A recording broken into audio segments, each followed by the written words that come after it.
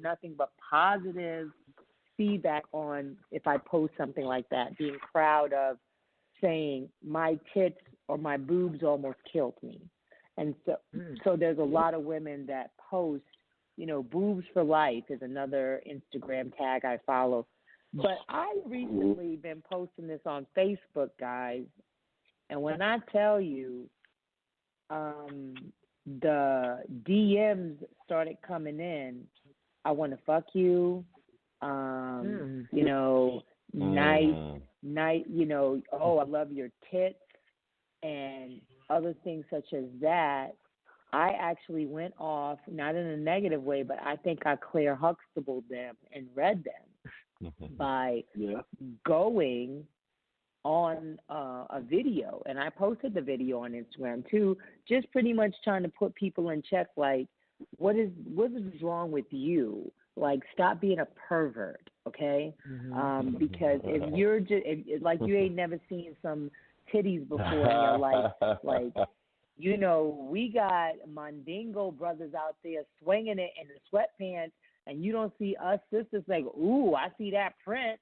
Women don't seem to do that. Am I right, Antoinette? Like, we don't be doing that. Like, you know what I'm saying? Look, we do not sexually harass men unless we're like a fatty fat and going to the strip club and we just need it and we want to go in there.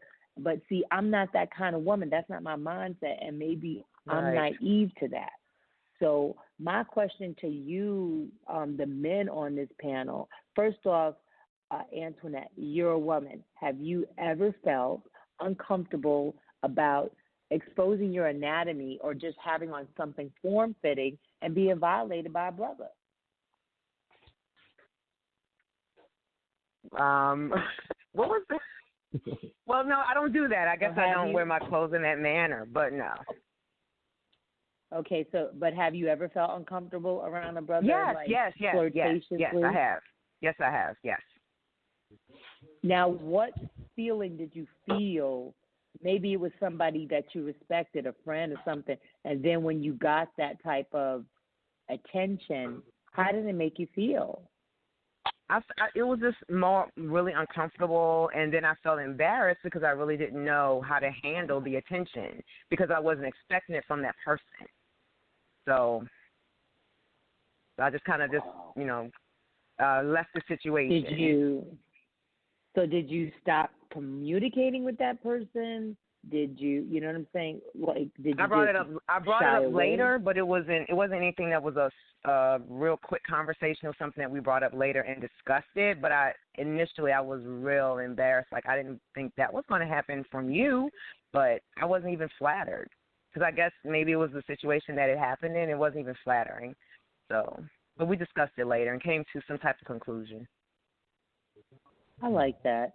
Now, Rob, you being a male breast cancer survivor, and you put your photograph, and I posted it because you sent me this in a DM, not to be disrespectful, but you sent it to say, hey, Ty, I hope you can handle this picture, but this is what it looked like when I had my mastectomy, and I saw, the cut from the one breast straight across to the other, and no nipples anymore. And I posted that picture.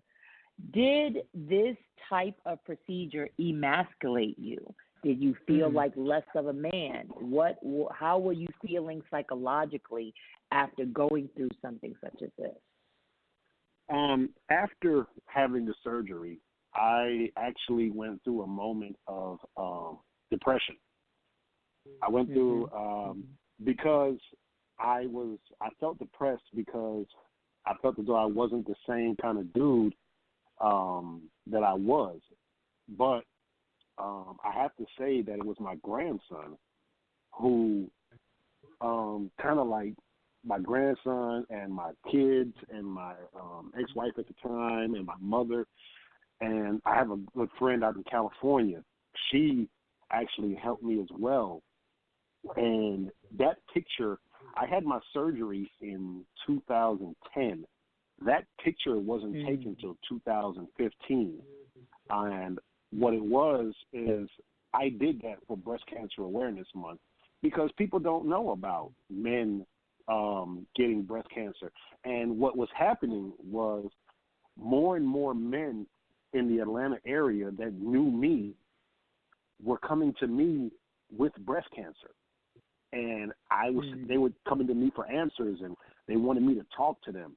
So I started talking to them and, helping them through this. And then some women started coming to me because they were like, what can I look forward to during this journey?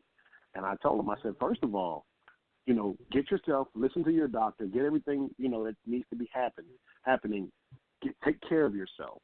I said, get yourself together. Now, as far as emasculating me, I've always been a strong alpha male kind of dude.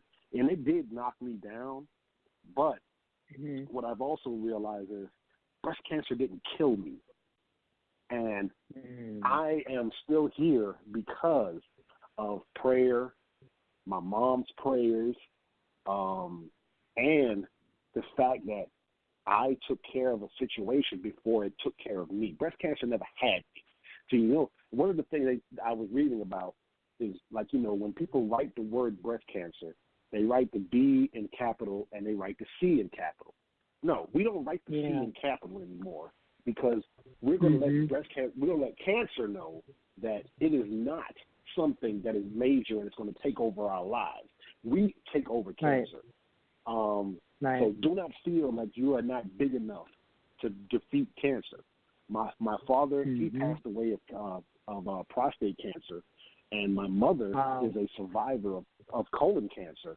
And, the key to all of this is early detection, pay attention to your bodies. Early detection is what saved me, and early detection is why I'm still here. Get your checkups.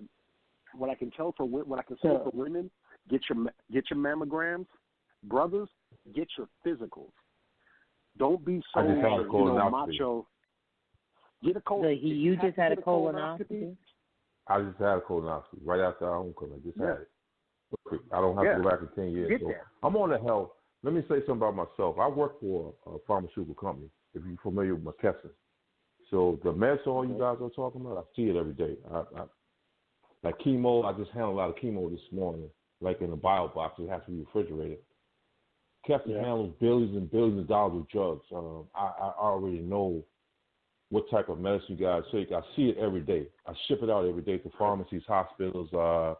We do cancer, like fundings and hospitals. That's my type of industry. I've been in for the past 7 years, and I've learned a lot of ailments and cancer and the meds.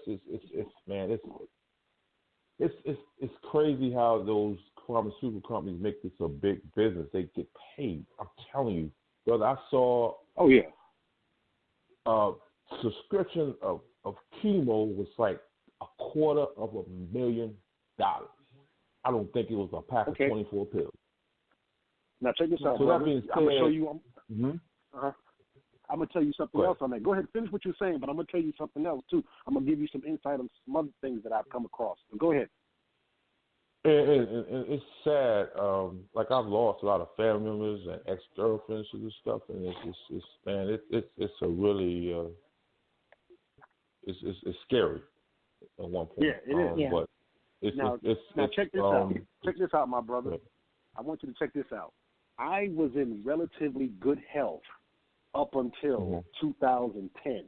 Now, in 2008 to 2010, I was working extra hard, at my different jobs and everything, and I was not eating right.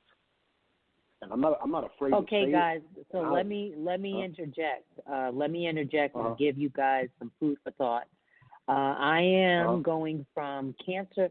So if you wanna follow up on some of the stats I'm about to give you, this is for men. Okay. And you can go to the American Cancer Society, which is cancer.org.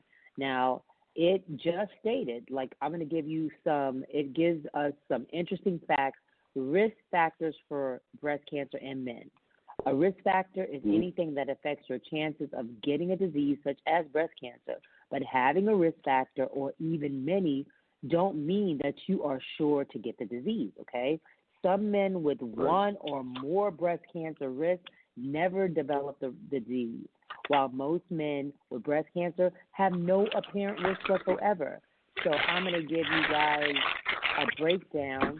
Somebody is like crackling something really loud. I don't know what that is. Okay, so let's go forward. The risk factor for men. One of them, guys, heavy alcohol drinking increases the risk of breast cancer in men. This may be because it affects the liver, okay? Liver disease plays an important role in balancing the levels of sex hormones. In case of a severe liver disease, such as cirrhosis of the liver, and it's not working well, and the hormone levels are uneven, causing lower levels of androgens and higher levels of estrogen. Men with liver disease can also have a higher chance of developing benign male breast cancer growth. So the word, I don't want to mispronounce it, GYNECOMASTIA. Now, what is that? When I looked up what that is, hold on, I just had it. That is in a male. Let me tell you guys what that is, and then I'll let you proceed, because I just find that. And another fact is obesity. Studies have shown that women's breast cancer risk is increased by obesity, being extremely overweight or after menopause. Obesity is also a factor for male breast cancer as well. The reason is the fat cells in the body convert male hormones into female hormones. And this means that the obese men have a higher level of estrogen in their body, which gives them a higher risk of having breast cancer. Okay, guys? That is correct. So, and then just to get back to what is this male breast tissue, okay? Until puberty, guys, young boys and girls have small amounts of breast tissue consisting of a few ducts located under the nipple or the aorta, okay? At puberty, girls' ovaries make female hormones causing breast ducts to grow, okay? And this is a little one-on-one sex ed. Men's breast tissue has ducts, but only a few, if any, are called lobules, okay? But they say how breast cancer spreads. How does it spread? And breast cancer can spread when the cancer cells get into the blood, the lymph system, or carried by other parts of the body. So for the men, it says the lymph nodes under your arm, the lymph nodes around the collarbone are also can be affected. The lymph nodes inside the chest near the breastbone. So that's where Rob was caught, in that breast area. So the term that I use, gynecomastia, is most common male breast disorder. Okay? And it's not a tumor, but rather an increased amount of male breast tissue. Usually men who have too little breast tissue to be felt or noticed. But so these are just common factors, guys. And I guess what it's telling you, just be proactive with your health. Be proactive with, like Rob said, following up. Because now we're realizing that cancer doesn't discriminate against any race, any sex. And not for nothing, the black race has a higher risk factor of getting breast cancer. We are just a number one race. Overall, white women are slightly more likely to develop breast cancer than African American women, although the gap between them has been closing in recent years. And women under 45, breast cancer is more common in the African American women. African American women are also more likely to die from breast cancer. That includes Asian, Hispanic, Native American. So women of color are the ones, honestly, being attacked more so by breast cancer than Caucasian. And I noticed when I had there's a group of ladies, and they call themselves For the Breast of Us. Beautiful, beautiful sisters, 2 black women